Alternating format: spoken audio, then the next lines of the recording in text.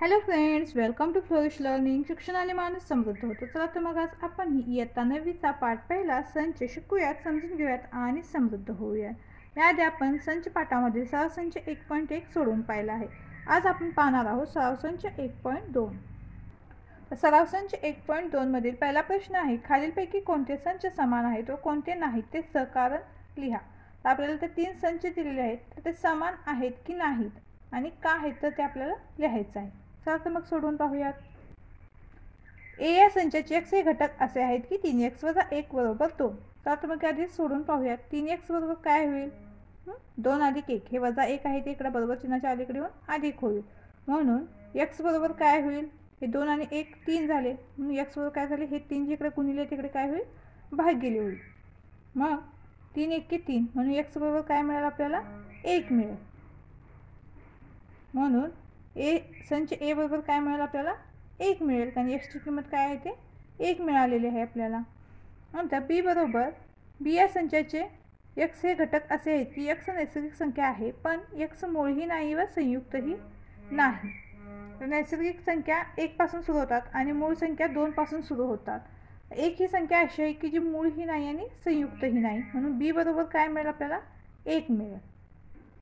यानंतर सी बरोबर, सी या संचाचे घटक x असे आहेत की x ही नैसर्गिक संख्या आहे, पण ती काय आहे? x 2 पेक्षा लहान आहे. आपल्याला माहिती आहे नैसर्गिक संख्या 1 पासून सुरू होतात आणि काय म्हटले? 2 पेक्षा लहान आहे. त्यामुळे सी बरोबर सुद्धा आपल्याला काय मिळेल? 1 मिळेल.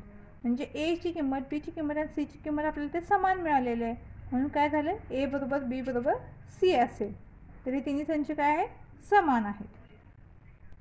यानंतर दुसरा प्रश्न, ए व बी समान आहेत का ते सहकारण लिहा. ए बरोबर सम असलेल्या मूळ संख्या आणि बी बरोबर, बी या संचाचे घटक x असे आहेत की 7x - 1 बरोबर 13. तर आपण हे सोडूयात आणि मग पाहूयात की समान आहेत की नाही ते. काय होईल? सम असलेल्या मूळ संख्या, सम असलेली मूळ संख्या फक्त 2 ही एकच आहे. म्हणून ए बरोबर आपण तर 2 दिलेलं आहे. त्याला आपण समीकरण 1 असं दिलेलं आहे.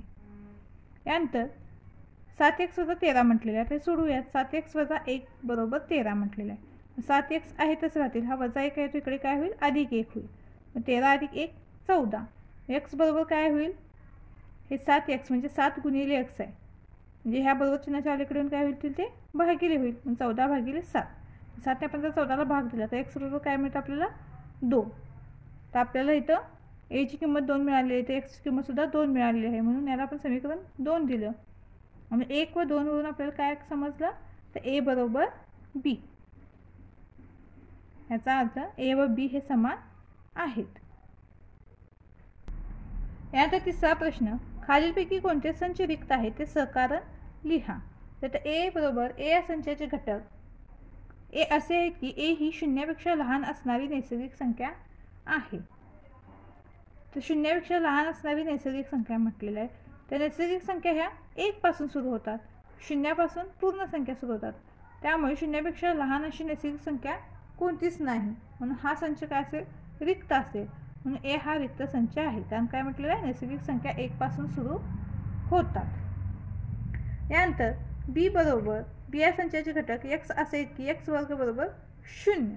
म्हणून बी बरोबर काय मिळेल आपल्याला? 0 मिळेल. म्हणून बी हा काय नाही? रिक्त संच नाही. रिक्त संच म्हणजे जिथे आपल्याला काहीच किंमत मिळत नाही तो रिक्त संच असतो, आणि जिथे आपल्याला काहीतरी किंमत मिळते तो रिक्त संच नाही. यानंतर सी बरोबर, सी या संचाचे घटक x असे आहेत की 5x - 2 बरोबर 0. आणि x ही काय आहे? नैसर्गिक संख्या आहे. म्हणून काय होईल? 5x - 2 बरोबर 0. 5x बरोबर काय होईल? हे -2 आहे ते बरोबर चिन्हाच्या पलीकडे जाऊन काय होईल? +2 होईल. x बरोबर काय मिळेल? 2/5. कारण हे गुणिले 5 आहे तिकडे घेऊन काय होईल? भागिले 5 होईल. मग काय म्हटलं? 2/5 ही नैसर्गिक संख्या नसून परिमेय आहे. इथे आपल्याला काय दिलं आहे? x ही नैसर्गिक संख्या आहे, पण x ची किंमत काय मिळाली आपल्याला? 2/5. 2/5 ही नैसर्गिक संख्या आहे का? तर नाही. 2/5 ही काय आहे? परिमेय संख्या आहे. म्हणून सी बरोबर रिक्त संच मिळेल आपल्याला. म्हणून सी हा रिक्त संच आहे. समजलं तुम्हाला? यानंतर पुढील चौथा प्रश्न, खालीलपैकी कोणते संच शांत व कोणते अनंत आहेत ते सहकारण लिहा. आता खाली आपल्याला काही संच दिलेले आहेत, तर त्यातील कोणता संच शांत आहे आणि कोणता अनंत आहे ते आपल्याला लिहायचं आहे. तर शांत संच म्हणजे काय? तर ज्यातील घटक आपण नेमके मोजू शकतो अशा संचाला आपण शांत संच म्हणतो. आणि अनंत संच म्हणजे ज्यातले घटक आपल्याला मोजता येत नाही त्या संचाला आपण अनंत संच म्हणतो. तर ए बरोबर ए या संचाचे घटक असे आहेत की x ही 10 पेक्षा लहान संख्या आहे आणि x ही नैसर्गिक संख्या आहे असं म्हटलेलं आहे. म्हणून ए बरोबर काय होईल तर 10 पेक्षा लहान संख्या ए या संचामध्ये येतील. 1 2 3 4 5 6 7 8 आणि 9 पर्यंत, कारण x ही 10 पेक्षा लहान आहे म्हटलेलं आहे. आणि नैसर्गिक संख्या आहे, मग नैसर्गिक संख्या 1 पासून सुरू होतात म्हणून आपण 1 ते 9 पर्यंतच्या इथे संख्या लिहिलेल्या आहेत. तर हे घटक आपण मोजू शकतो किती आहेत ते, म्हणून हा संच काय होईल शांत संच होईल. म्हणून ए हा शांत संच आहे. त्यानंतर दुसरा प्रश्न, बी बरोबर बी या संचाचे घटक y असे आहेत की y ही संख्या ऋण 1 पेक्षा लहान आहे आणि y ही पूर्णांक संख्या आहे. तर पूर्णांक संख्या म्हणजे काय तर आपली संख्या रेषा, या धन संख्या ऋण संख्या आणि शून्य या मिळून आपल्या पूर्णांक संख्या बनतात. पण तर काय म्हटलेलं आहे y ही ऋण 1 पेक्षा लहान आहे. आपल्याला माहिती आहे संख्या रेषेवर ऋण संख्या जितकी मोठी असेल तितकी ती काय असते लहान असते. आणि ऋण y ही काय आहे ऋण 1 पेक्षा लहान आहे. म्हणजे काय होईल बी बरोबर काय -2 -3 -4 -5 असे पुढे डॉट डॉट डॉट असे मिळतील. याचा अर्थ काय पुढे त्या अनंत अगणित आहेत. म्हणून बी हा अनंत संच आहे. त्यानंतर सी बरोबर तुमच्या शाळेतील 9वी मधील सर्व विद्यार्थ्यांचा संच. तर तुमच्या 9वीच्या वर्गात किती मुले आहेत किंवा किती विद्यार्थी आहेत हे तुम्ही मोजू शकताय, काउंट करू शकताय. म्हणून तो काय होईल शांत संच होईल. म्हणून सी हा शांत संच आहे. त्यानंतर चौथा प्रश्न, तुमच्या गावातील रहिवाशांचा संच. तुमच्या गावात किती लोक राहतात हे तुम्ही मोजू शकताय. तुमच्या गावात एकूण लोकसंख्या किती आहे हे आपण मोजू शकतो. म्हणून हा संच काय होईल शांत संच होईल. म्हणून हा काय शांत संच आहे. ज्या गोष्टी आपण मोजू शकतो तो शांत संच, आणि ज्या गोष्टी मोजता येत नाहीत अगणित अनंत असतात त्यांना आपण अनंत संच म्हणतो. यानंतर प्रयोगशाळेतील उपकरणांचा संच. आता प्रयोगशाळेतील जे उपकरण आहे ते आपण मोजू शकतो. म्हणून हा काय झाला शांत संच आहे. पूर्ण संख्या संच. तर पूर्ण संख्या आपण मोजू शकतो का तर ते आपण अगणित अनंत लिहू शकतो. म्हणून तो काय होईल अनंत संच आहे. परिमेय संख्या संच.